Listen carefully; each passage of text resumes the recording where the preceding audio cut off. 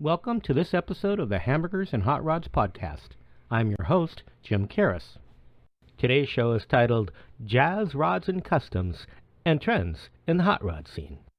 On the show today, we're going to talk with John Simmonds from JAS Rods and Customs to share a little bit about the trends in the hot rod scene here in Southern California.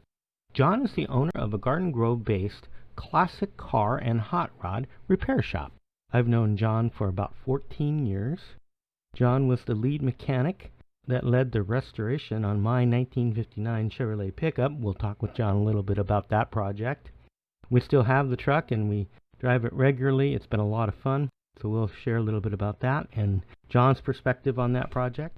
We'll also talk with John about the emerging trends in the hobby as it relates to hot rods and custom cars and trucks. And we'll talk a little bit about the types of projects he's seen in his shop, what he's been doing, some of the neat builds he's done over the years, and a whole lot more. So please help me welcome John Simmonds to the conversation today. Hi, John. Welcome to the show. Hey, how you doing, Jim? I'm doing great. I'm so glad you're able to join us. We're really excited to have you. This is an interview I've been wanting to do really almost since the inception of the show. I really am excited that you're here and with us and tell a little bit about your story and JAS Rods and Customs. So tell us, what's happening at JAS Rods and Customs? How are things going? Well, thank you very much, and it's an honor for me to be here talking to you guys. JAS Rods and Customs, we're going pretty good. Last couple of weeks has been pretty crazy with the coronavirus and everything, but we've got through it, and I think we're going to be okay. It's been fun. It's been a journey, and we're still working and playing with cars and having a good time. That's awesome. How did you come about deciding to go ahead and jump into the pool and go out on your own and start the shop? And tell us about the early years. Well, it's been a long time, in the making. Ever since I was a kid, I've just been fascinated with building things, playing with cars. My dad, he was an electrical engineer, and he was very mechanical, very hands-on. And if anything needed to be fixed, he would fix it. And so I remember at the age of like 12 or 13, we had to put a starter in our motorhome. And my dad was too weak to break the bolts loose. So he asked me to get underneath the car and help him break the bolts loose. And that was my first time actually working on a car. And we pulled the starter out, got a new one, put it in, and the motorhome was running again. Ever since then, I had a knack for working on cars. And my first job was at a 76 gas station where I was a cleanup boy. And within 3 years, I was the manager. And that's just where it led. I just had a knack for it, and I just kept stuck with it. That's really cool. Very cool. And what led you to decide to go ahead and open up your own shop, hang out your own shingle? Well, I was working for a shop for 15 years, and I realized that I wasn't getting where I needed to go. And I wanted to make more money. I wanted to do my own thing, put my own name on stuff. And I decided there's only one chance in life to do what you want to do. So I made the leap, and I jumped out there. I started working and advertising, and one thing led to another. And cars kept coming in, and they're still coming. Well, you had quite the following for sure. Your work is impeccable, and I know a lot of the folks that you did work in your previous life, has carried over because they're loyal to you and the work you've done. And as I understand it, all is good with you and your previous boss, and they're still great. But for you, I get it. It's totally, a process that when you're both creative and entrepreneurial, you just kind of want to go out and do your own thing. And so that makes total sense to me. And I've always been very intrigued and impressed with how you approach things. And when you decided to go out on your own, I watched you go through all the steps it takes, and you've just knocked it out of the park. Your place is awesome. And so I'm really glad for you, John. I really am. Thank you very much. Tell me a little bit about the kind of cars that you see and what you specialize in, and also then today kind of the change with coronavirus and how you guys have, had to adapt. Talk a little bit about your customer base and the vehicles you're working on. Well, we have a very large assortment of vehicles. We don't specialize in one type of vehicle. We pretty much, whatever customers want, whatever they can dream up, whatever they want to focus on. Everyone's dreams are different. Everyone's wishes are different. And we try to cater to each individual person. We work on everything from 30s cars to 70s cars. We've done modification on newer vehicles that guys want to have. A guy brought in a 2019 Chevy Colorado, and he wanted custom shock mounts put on, so we did that for him. So we do a lot of custom fabrication. We do a lot of welding. We do a lot of diagnostic work. We get a lot of cars from a lot of shops where they can't fix other cars. So they bring it to us. And one of the things that I like to pride myself on is when a car comes to me, it gets fixed. I never had a car leave my shop that we couldn't fix. So the diagnostics, the wiring, the fabrication, that's kind of what we specialize in. There's just so many different cars, from airbags to power steering conversions to disc brake conversions. It's just all over the place. There's not one specific thing that I like to say that we do better than others. It's just whatever the customers want to do, we try to accommodate. We talk a little bit about the trends in the classic car and hot rod community. Can you share a little bit about some of the popular modifications that you've seen last couple of years that folks are really looking to, specifically what modifications they're looking for? Well, pretty much it's always been the same. People want to be able to enjoy driving their car. So we get guys that they buy these classics and they want to be comfortable driving them. So the popular upgrades would be the power steering conversions, the front disc brakes, front independent suspensions. Those are all the things that, especially guys that are getting older, their muscles aren't as good as they used to be, and they want the comforts of the modern conveniences.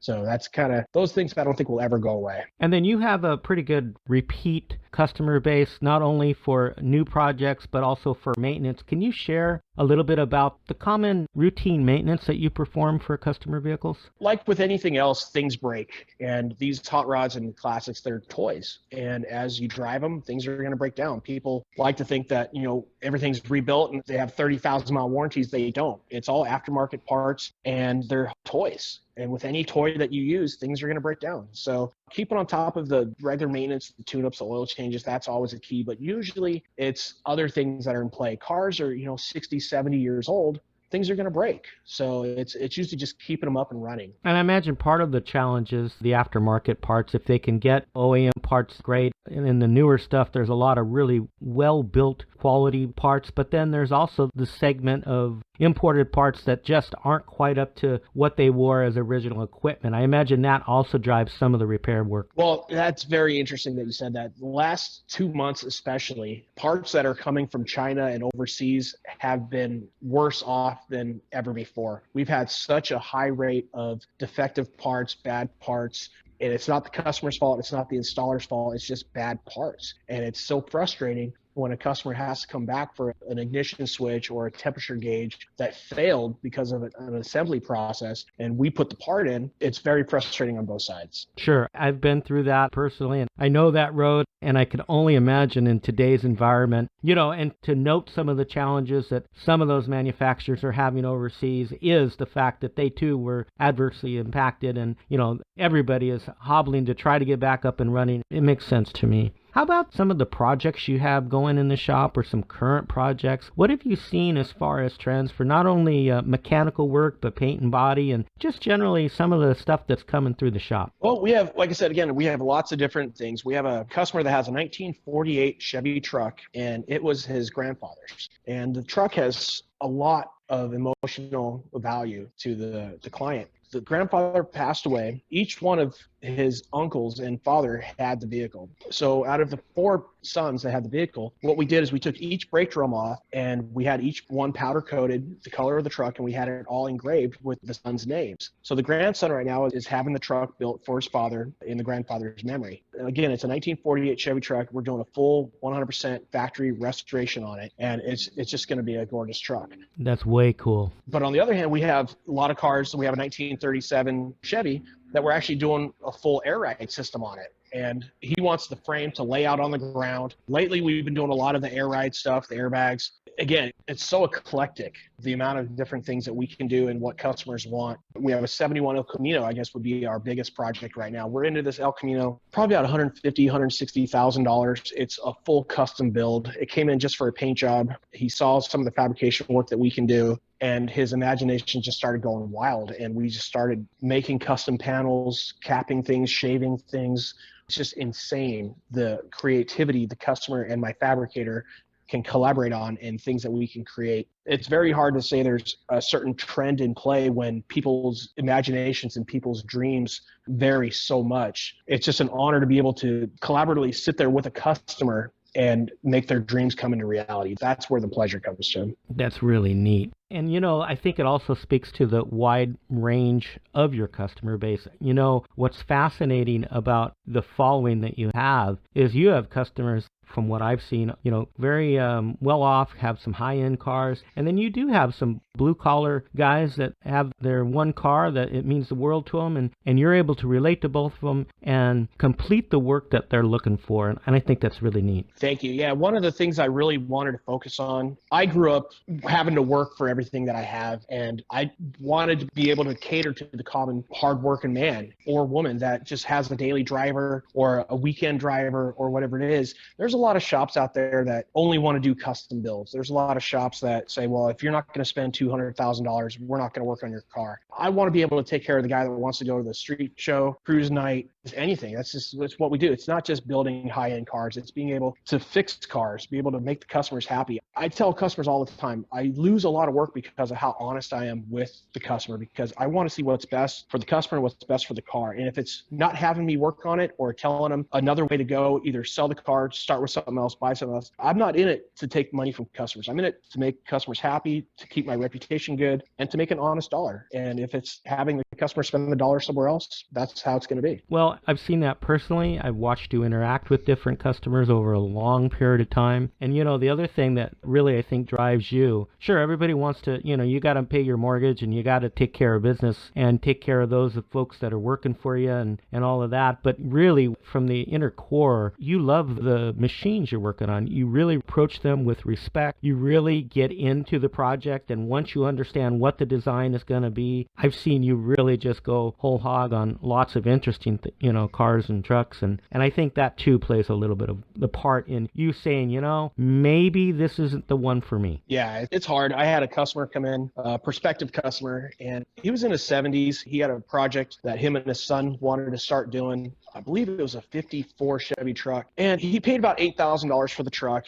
And he wanted, front clip, front suspension stuff, disc brakes, air conditioning. He basically wanted to build an $80,000 truck with a $25,000 budget. And I sat down with him, and he eventually opened up and told me that he was dying from cancer. And he only had a couple years left to go. So I told him the best thing to do, in all honesty, would be to sell the truck that he bought for $7,000 or $8,000, take that $20,000 or $25,000 he had in his pocket, and let's sit down and let's find him a truck that had all the stuff already done to it, because he could be driving it quicker, he could be enjoying it quicker, he can have the time with his son. He opened his eyes and he realized that that was the correct way to do it, and he did it. He sold the truck and he found another one, and he's happy. And that's, I think, someone's name and reputation is not about making money. It's knowing what's best for the car, what's best for the customer. And even though, I lost a sale, he could have had someone else do the job. I don't want to take someone's money if there's a better outcome for the customer. I think that really speaks to, what I've seen over the years. And, that's a great story. Tell us a little bit about the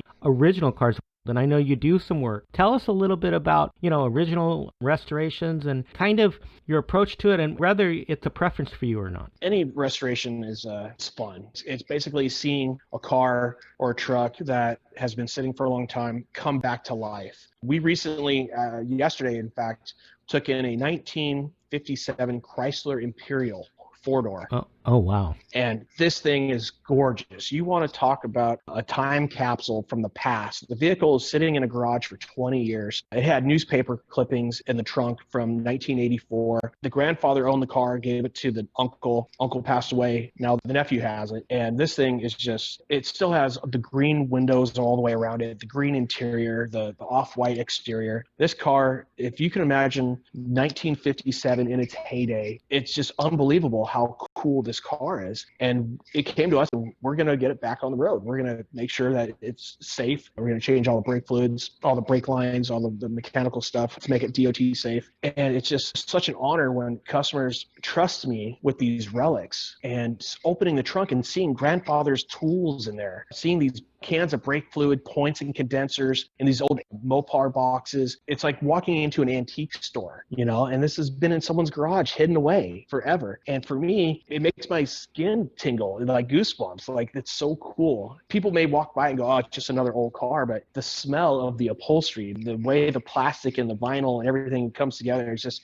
that's what we do. That's where the passion is right there. It's being able to know that someone in the 50s built this car, someone drove this car, and here it is is 2020 and I'm the one that gets to fix it. I'm the one that gets to put it back on the road. That's what's cool. You know, that period, 1957, is at probably the apex of the era where styling, automotive styling, was just really, everything to every manufacturer. And Chrysler in particular was very interesting in how it approached it. It had several, marquees, and the Chrysler marquee itself was just, there was something, there was a lot of pride in those vehicles, and you just don't see a lot of Chryslers at many shows. So it's kind of cool that you're going to save one and keep it going. That's awesome. How about trucks? I know you've done trucks. I certainly have one that you did and we'll talk about, but tell us a little bit about what's happening with trucks. Square bodies are really hot right now. What are you seeing? Yeah, the Chevy trucks, the C10s, hugely popular. The Ford trucks, the 50s and 60s trucks for the last 5 years have been really hot. The value has gone up incredibly.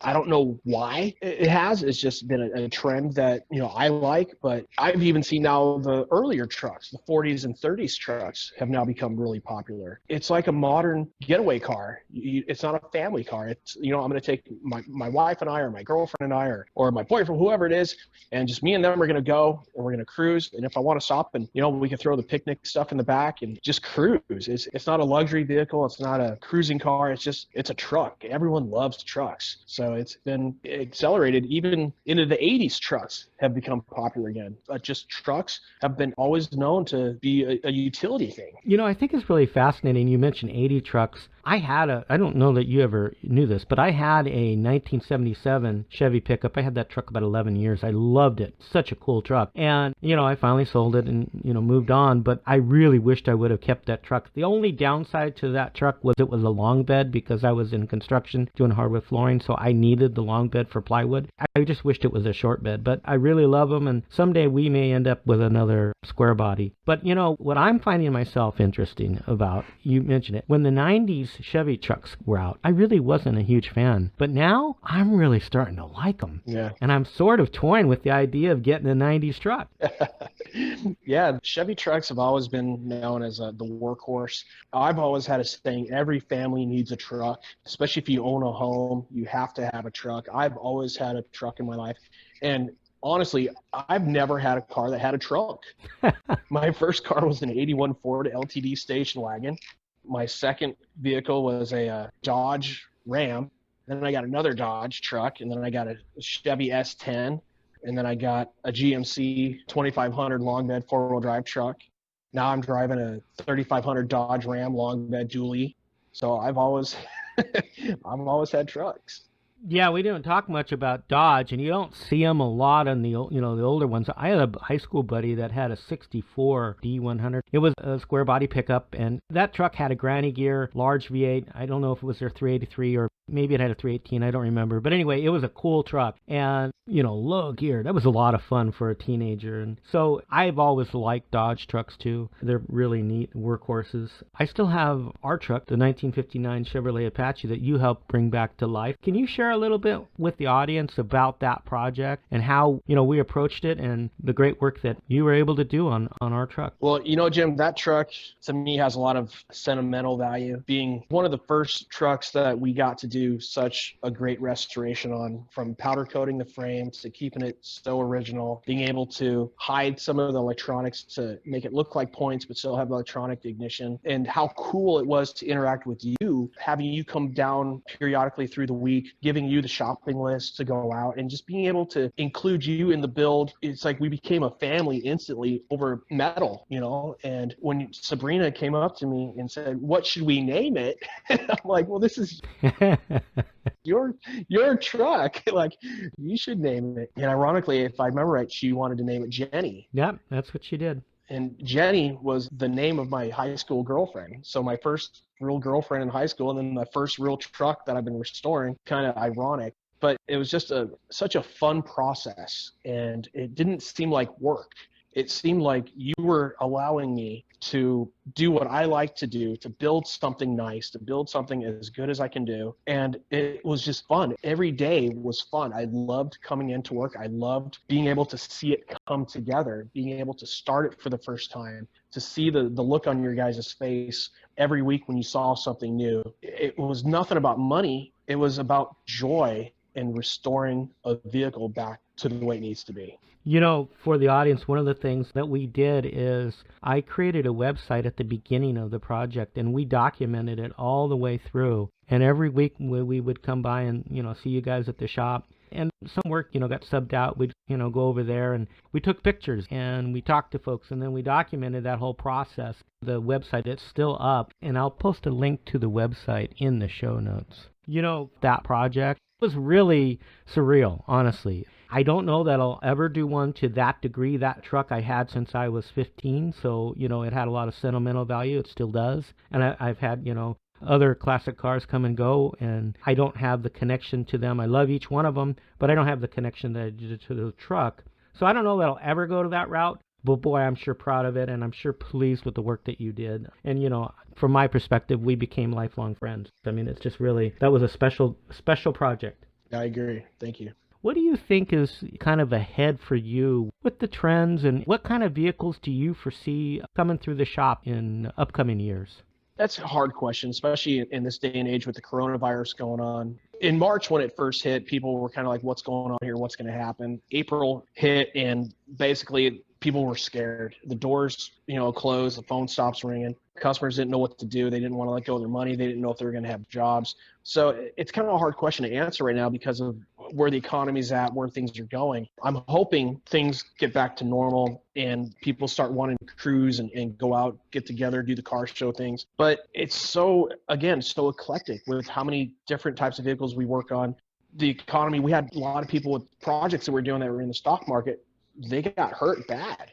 And they called me up and they said, hey, we need to stop working on these cars because we just lost our butts in the stock market. So if things regain, hopefully things get back to normal. It's whatever people want to have done. And we had probably 4 or 5 big projects that were on the works, a 57 Chevy truck, 55 Ford truck. We had a 56 Comet. All these projects that these guys wanted to put Coyote motors in and do these awesome builds.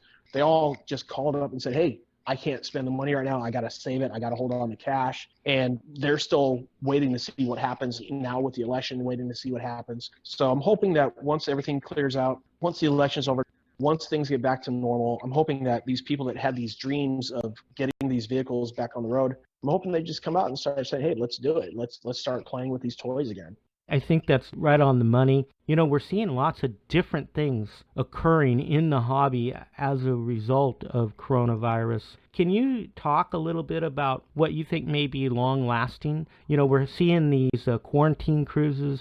Gosh, they've been getting just huge numbers, and it's just incredible to me that folks are actually out touring and cruising, and I guess it's because that's their option for them. But do you think we'll see some of that continue on once COVID-19 is history for us? I think the paradigm of hot rod industry has changed. The people getting together, going to a venue, parking their cars, sitting behind their cars, I think that's now history. I don't think that's going to be as prominent as the cruises are. People like driving their cars. People want to get in their cars and go for a ride. I remember some of the most popular car shows that we've had here in Southern California were the Labor Day cruise, where it was a car show. You could park your car, but you can drive it around the venue. And then again, you have the Cruising for a Cure, one of the biggest car shows in Southern California, where you park your car, but if you want, you can actually cruise the venue. And it's cruising your hot rod that people like to do. They want to cruise their vehicle, they want to be in their vehicle, and they want people to see them driving their vehicle. So some of these big events, the 2,000 car rallies, the Huntington Beach quarantine cruise, I think that's awesome. The only downside for a business owner is I can't advertise at one of those kind of cruises. I can't set up a booth. I can't talk to customers. I can't show my work. I can't talk to customers about what we can do. So on a business side, it kind of hurts me. But for the customer, I think it's great. I think it's awesome that they get out and drive their cars. I personally would like to see the traditional stuff back so that I can promote. And that's how I make my money, and that's how I show what I can do is I take a couple cars that I've built or current projects and I put them on display and I give out free stuff. I have my customers come, we hang out, we have food and drinks, and we make it a day's party and advertise. But until we get back to that, I don't know what we're going to do. Yeah, no, it is a challenge, but I do think that it's very interesting, and I agree with you. Guys generally don't pour the money into these builds simply to park them and not drive them. We're really involved with a lot of car clubs, and the dynamic between the different clubs, what I've seen is there's two camps in the hobby. There's those that love the car show and are into the different professional judging that many of the clubs offer. And then there's the group that love the touring or the cruising, and they typically gravitate towards one or the other. Over the last few months, with really car shows not being an option, I'm seeing guys that I've known for 10 years plus that have never come out for a tour that are now going on some of these cruises. A lot of the car clubs are doing cruises. I organized one where we cruised the Santiago Canyon and went down, and we ended up at a Sonic down in Mission Viejo, and we all ate separately, but it was fun to get together and do that, and at least we had some time together. And it had a good turnout because people wanted to get their cars out. So hopefully that will stick around, and you'll see those guys now start to show up on some of the cruises. I too hope that it lasts, but I miss seeing everybody at the car show. One of the things about the car show is you get to go around and talk to guys. These cars and coffee events and the $1 Million Breakfast Cruise and all of those events are very social. The cruising doesn't really allow for that.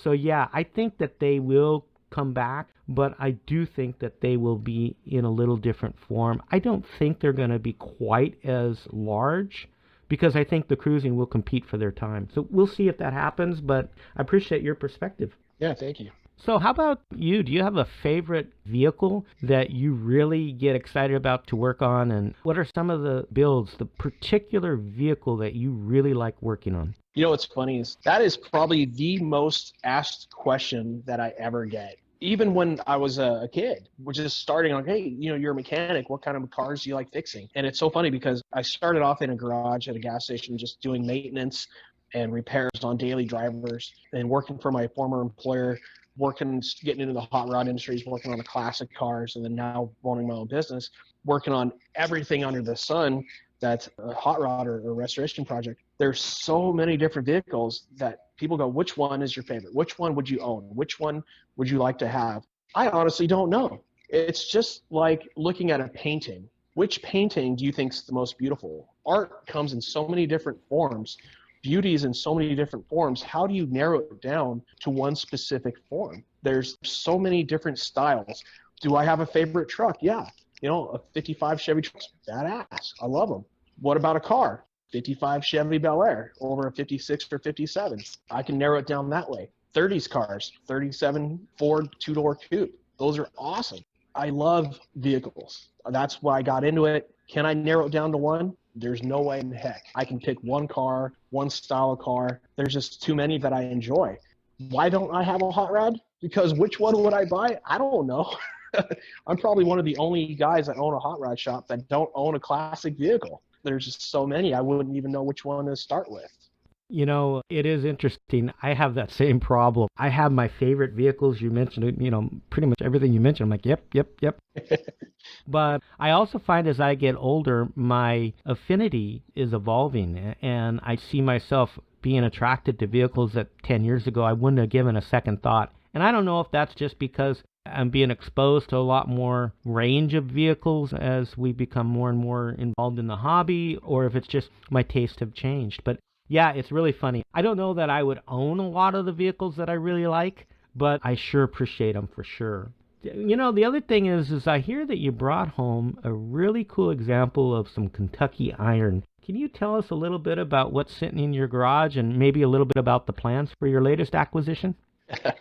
Well, I've always loved Corvettes, even from a kid. Going to the swap meet when I was 5 or 6 years old with my dad and family, my dad said, hey, look, there's some car photos here. Pick out a print and a framed in glass. Which car do you want? And the first car photo that I ever picked out was an 84 Corvette Daytona. And I still have that photo hanging in my garage today. I've always loved Corvettes. I've loved the image, the styling, the fact that it was an American muscle car. And I've always wanted a Corvette. My goal, my dream was to have my Harley and a Corvette. And I said, one day I'm going to get there. Well, I got into motorcycles. I had 3 motorcycles at one point, Harley Davidson V-Rod.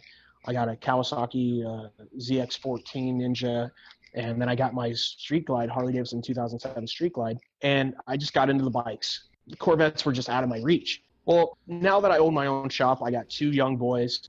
The motorcycles just sit. So I started selling them. Well, every time I sold something, I put the money away. I ended up with all the money, all the stuff that I sold, I ended up buying a 2007 Corvette.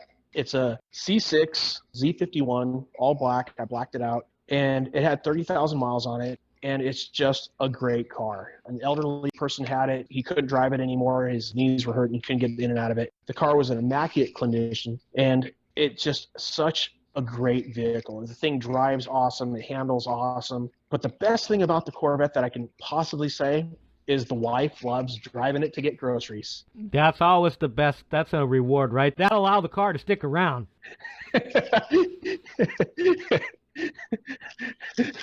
Now the car can stay. She can have fun with it. It's not a selfish purchase. She loves driving it. She took it to her friend's church the other day. All her girlfriends came out and were like, "Oh my God, is this yours? Is this yours?" So having something so cool, so fast, so badass looking that both of us can enjoy is just great. I love the fact that it gets 22 miles to the gallon average fuel economy, which is double what my truck was getting. So it's my daily driver. And it's just a great piece of America, you know? Well, you have an awesome truck, but I could see why you'd want to drive the Vet as much as you possibly can. Tell us a little bit about your dream car. If you were able to purchase a vehicle that's, the pinnacle of your success and what you always have aspired to, what would it be? And is there a potential that someday that might be on your horizon? Well, yeah. In fact, the dream about a year and a half, 2 years ago, was to buy the new mid-engine Corvette. And that was the C8 2020. And that was the goal. That was selling the bike, selling everything. That was the end point, was to get the mid-engine Corvette. Well, in the last year and a half, especially with the coronavirus, with GM shutting their plants down, everything kind of got delayed, pushed back. And that's kind of what got me into the C6, was because I had the money burning a hole in my pocket and I wanted a Corvette. I found a used one and I call it my practice car. But the dream car is that new mid-engine Corvette. In fact, just yesterday, I went down to Selman Chevrolet in Orange and I did the new order for the 2021 Corvette because my allocation number, I was number 98 out of 132. Because the plant got shut down, I am now number 38 in line for the 2021 C8. So we placed the order yesterday. They already have the deposit. I'm hoping the car shows up the first quarter of 2021. There's still a limited allocation with that dealership. They have about 140 cars allocated for 2021. The price point changed just a little, not too much, but it's still, for the price for the car, it's just such an amazing vehicle. I actually have a deal for you. I don't know if I shared with you, but I will be at the Bowling Green Corvette plant in July. I think we'll be at the plant July 19th, maybe, 2021. So if you want me to take delivery of your Vet, I'll be happy to do that for you. Or better yet, maybe you should plan on taking the vacation and coming with us and join. We're going to be there with the Vintage Chevrolet Club, their anniversary meet. It's going to be in Bowling Green. Maybe you could come and join us and drive your Vet home. Well, if it comes out in July, I'll do that, but I'm hoping to get it a lot sooner than July. That's awesome, yeah. I heard November is the end of the run for the 2020s and fire back up right after the first of the year. So, yeah, you might very well have it March, maybe April. Well, I'm hoping to get it before March. I was telling the salesperson over there that if I get it in March, if you add 4 months to that, that makes 2 years that I've been waiting for this car to be in my hands, which it's a long time to wait for a car. But one of the things that I think is amazing is the hype, the energy, the enthusiasm over this new mid-engine Corvette. In the last 20, 25 years of working on cars, I've never seen so much excitement about a new vehicle, an American-made car. This mid-engine Corvette's just huge. The popularity, the desire for it, it's amazing. It's great to see this happening. This is new modern-day horsepower wars with Chrysler, with their Chargers and their Hellcats and their Demons, with Ford and their GTs and their 350. These American companies are trying to build fast muscle cars with huge horsepower, and we're in the modern day horsepower wars. It's like we were back in the 60s and 70s with the same companies trying to outdo each other with building a badass car that puts out a lot of power, and it's great to be back in that era again. You know, I think you're right on the money there. I'll tell you a little bit of kind of scuttlebutt I've heard locally from Bowling Green. I am on part of the committee group that's working on the meet, and so we're talking with a lot of local folks. And kind of the scuttlebutt is, I don't know if you're aware, but they have built a second floor at Bowling Green, and they originally had other plans for it. They were going to run the C7 and the C8 concurrently. That was the original idea. And then that changed, and now they're trying to figure out what to do with that floor space. And the talk is that GM is very strongly considering coming out with a different version of a C8 under the Cadillac banner. And to see Cadillac get into a sports car really is an interesting prospect. But I think that they want to be able to really compete with some European brands under that marquee. And so I don't know what they'll come up with. And I hope it isn't just a clone of the C8. I hope they do, really give it its own styling and make it a Cadillac in a sports model. But we'll see if that actually comes to be. That really could be intriguing. Cadillac has always been a leader in styling, luxury, elegance. But lately, they wanted to get into the performance era of it. With the CTSV, they're putting out huge horsepower in a luxury vehicle, which is awesome. Actually, they have a motor that they're working on. I believe it's called the Blackbird motor, if I'm not mistaken. It's a 5.5-liter twin turbo engine that's putting out 1,000 horsepower. And some of the rumors are that motor is going to be put into the C8 Zora. And that'll be crazy if they come out with a Corvette with 1,000 horsepower twin turbo. But yeah, Cadillac, they're kind of understated. They don't, I believe, get the attention they deserve for having such a great vehicle all around. I kind of think they've lost their way. I agree with everything you said, but I also think that they really have a void in their lineup now. They've gone to the crossovers, and it's almost like GM of the 80s. They don't really have anything distinct and remarkable like they once did. And so hopefully this new focus for them on the sports and performance, ever since Pontiac was sunsetted, really, other than Chevrolet, that's it for GM. So maybe this will allow them to attract a younger buyer and really position it, never to take away from either the Camaro or the Corvette. I think they'll always be king for GM in the sports world, but maybe it will give them another option that particular buyer might be interested in. Yeah, I agree. So do you have any final thoughts for us as we kind of head to wrap this up? I just, again, want to just thank you for having me on. And I just really hope that this coronavirus thing kind of goes away so that we can all get back to enjoying cars together. You brought it up earlier about getting together at car shows as a social event, and that's so true. It's not about the cars, it's about the commonality of people that they want to get together with common folk. It's like, hey, you like cars, I like cars, this is what I got, this is what you have. And it's about mingling, it's about meeting other people, it's about talking, showing off what you have. And it's more of a social thing than a cars thing, because at the end of the day, you take your car home, you park it in the garage, you go inside, you turn the TV back on. But it's the excitement of like, hey, I'm going to get my car, I'm going to take it out because I want to show it off. I want to show it off to other people, not just, witnesses drive by. You want to tell people what you've done to the car. You want to tell people what the car has, how much power it has, who painted it. And you're excited about the car and you take pride in your car and you want to be able to express that to other people. So it's so social. And I really want to see that come back. I want to see car shows get back together. I want to see cruise nights, these big shows like the Cruising for a Cure where we can all get together, we can cruise around, we can park, we can have a beer with each other. And I really would like to see that get back to the way it used to be, because that's America, that's us. And having that not able anymore, it's sad. We're adapting, we're making things different, but it'd be really nice just to get back to normality. Well, hopefully you'll be able to host your second little mini car show at your place. Tell the audience a little bit about what you did last year and what you hope to do next year to celebrate your anniversary of being in business. Oh, thank you. Yeah, we try to do a little open house at least twice a year. We did our first open house in May, and then we did a Christmas party in December, which was really cool. We had a big turnout. We did a toy drive, Toys for Tots. We had a huge outbringing from the neighborhood and our customers. It was just unbelievable how many customers brought presents and toys to donate. I was expecting, maybe like 20, 30 presents. They had to bring a box truck in to gather how many gifts that we were able to collect for children.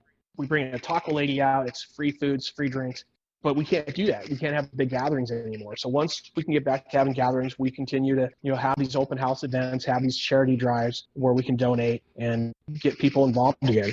And then tell our audience the best way to contact you to learn more about all the services that JAS Rods and Customs offers. Yeah, we're still working on our website. It's JAS Rods and Customs.com. You can find us on Instagram at JAS Rods and Customs. We're on Facebook at JAS Rods and Customs. Social media has been the biggest helper, especially in the last 6 months. We get people that are following us on Instagram that see the projects. We like to post pictures of what we're doing every day. And we've actually had some work come in off it. Hey, I saw you're working on this El Camino. I got an El Camino. Can I come in and look at it? Sure, yeah, come on in. So social media, the internet, being able to text people and stuff, that part of the technology has been excellent. I don't know what we did 10 years ago without it. And then how about a phone number? Do you have a phone number? Yeah, they call me. Actually, what my personal cell number is what I use for the shop. If customers have a problem on the weekends or an emergency, they can get a hold of me. But my personal number is 714-614-3555. And text messages is always the best way to get a hold of me. But yeah, I encourage anyone, if they need something, to go ahead and text me and we'll get in talks with them. Well, that's just great. I really appreciate your time today. It was a lot of fun,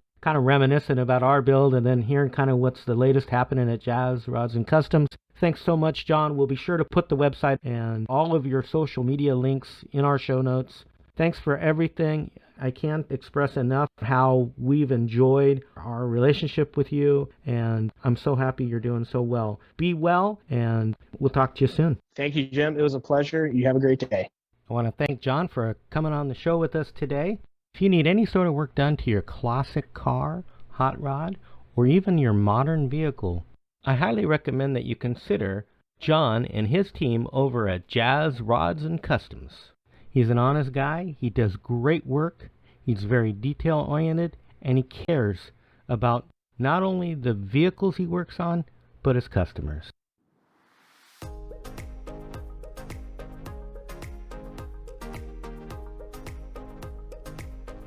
In our next episode, we welcome John Sherman from Daniel Schmidt & Company of St. Louis, Missouri, to talk about today's trends in the classic original and restored to original vehicle sector of the collector hobby. John serves as the sales manager at Daniel Schmidt. He is well regarded across the country as one of the most knowledgeable collector car enthusiasts in the industry. John has over 40 years of classic car experience and a lifetime of passion involving these moving works of art. John and Daniel became friends while they worked together selling Rolls-Royces at Charles Schmidt & Company, Daniel's father's St. Louis automotive dealership. During John's career, John has worked at dealerships in Dallas and St. Louis selling Rolls-Royces and other high-end automobiles. He formerly worked at the world-famous crosstown rival to Schmidt, the St. Louis Car Museum.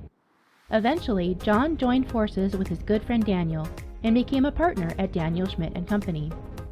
John has years of professional car club judging experience around the country under his belt. Here in Southern California, he has served as the chief judge of the annual AACA All-American Originals Car Show held in Tustin, California since the show's inception in 2010. John is also the administrator for a popular Facebook group, All Original Cars, which he formed on November 10, 2018. The group has been a hit and has 49,000 members in just 23 months. On June 2, 2020, John launched All Original Cars, his companion YouTube channel to his popular Facebook group. On his YouTube channel, John presents original, unrestored, investor-quality classic cars and trucks.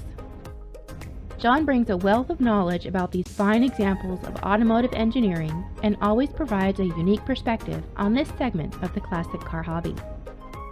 Please join us as we welcome renowned automotive expert John Sherman on the next episode of the Hamburgers and Hot Rods podcast.